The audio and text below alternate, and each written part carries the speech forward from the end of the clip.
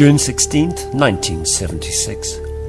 In Soweto, school children march, protesting Bantu education and the enforced use of Afrikaans as the language of instruction in black schools.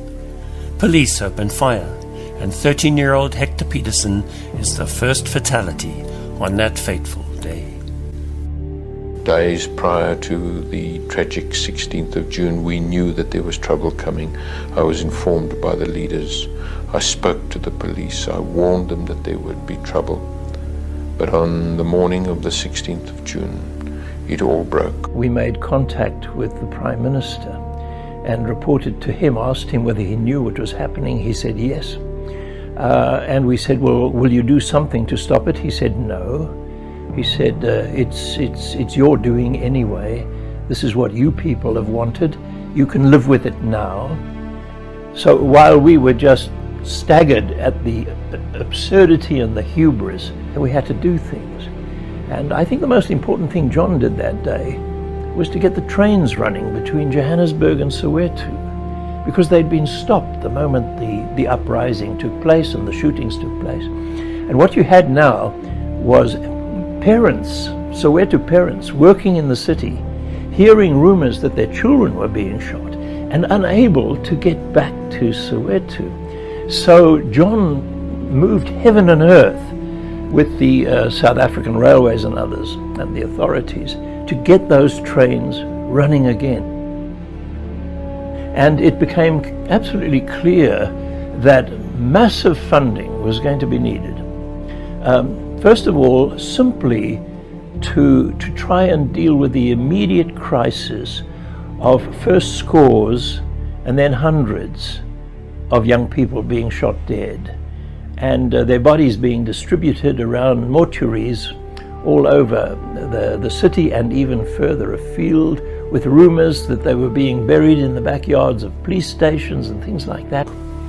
I proceeded overseas and raised large sums of money. We buried the people.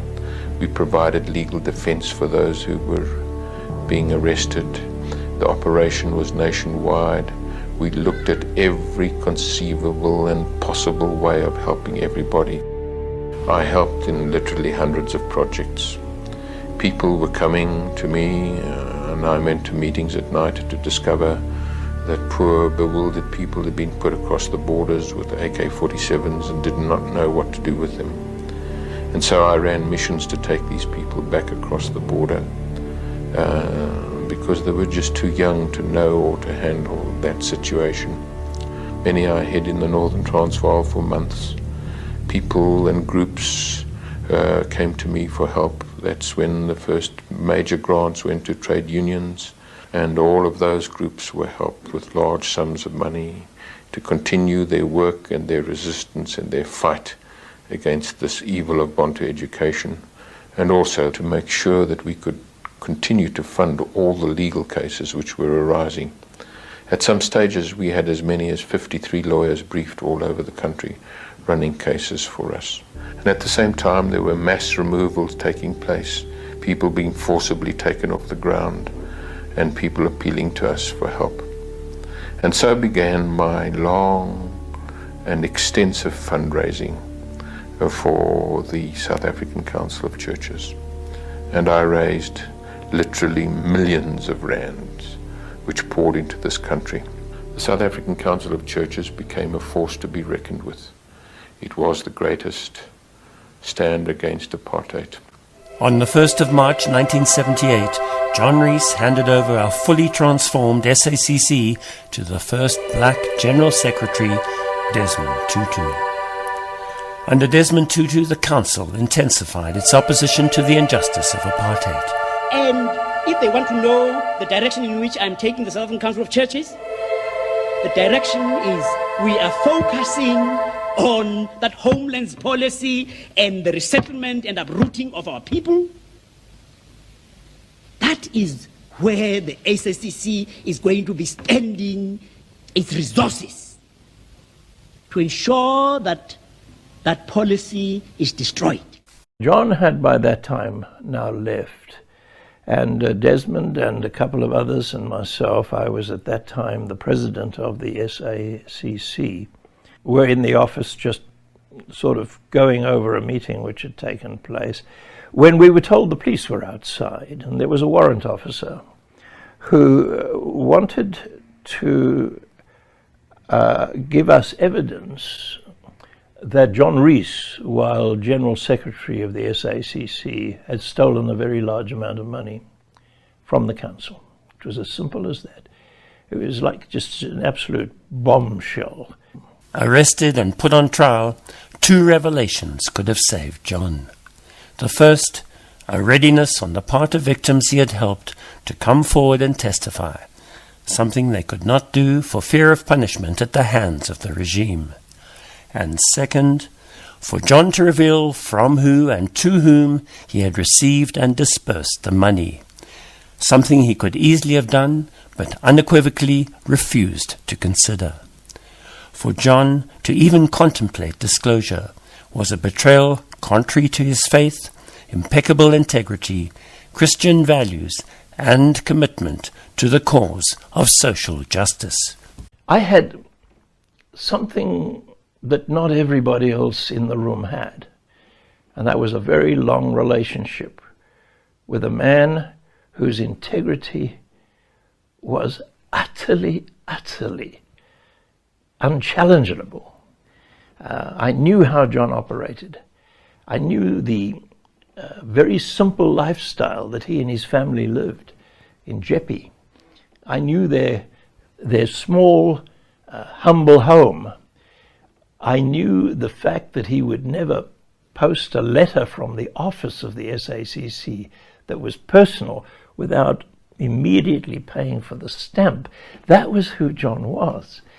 And so I had no hesitation, no doubt about his integrity.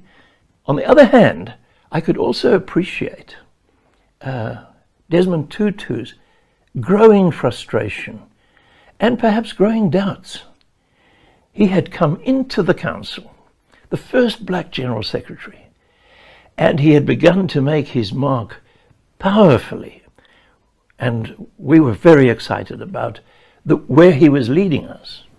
And suddenly there are security police in the building, and they are turning over every stone in our lives because of this so-called fraud. The point a number of people couldn't get over was that John said quite clearly he was not going to tell anybody what he did with that money. He had made a vow of silence. He would never expose the people he had helped. And so he would rather go to jail than do that, which in a sense sealed his fate, and also obviously made it difficult for people who didn't know John well enough to say, well, you know, maybe he can't tell you what he did with the money because he doesn't want to tell us what he did with the money, because he shouldn't have done what he did with the money. The leadership of the day was pleading with me to make a clean breast.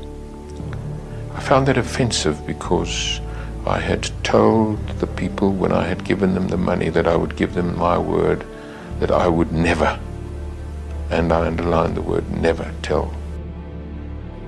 It was the most painful thing that could ever have happened to him.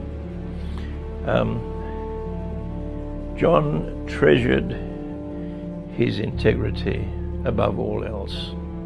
Diagnosed with leukemia, John Rees passed away on the 15th of October 1994 at age 57.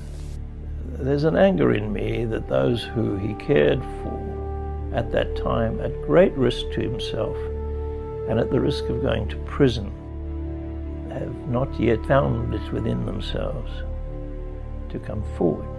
Integrity on trial. Found guilty and sentenced. For John Rees, a man trapped by his convictions, a test of faith. His choice, to suffer the consequences rather than betray those that he had set out to save.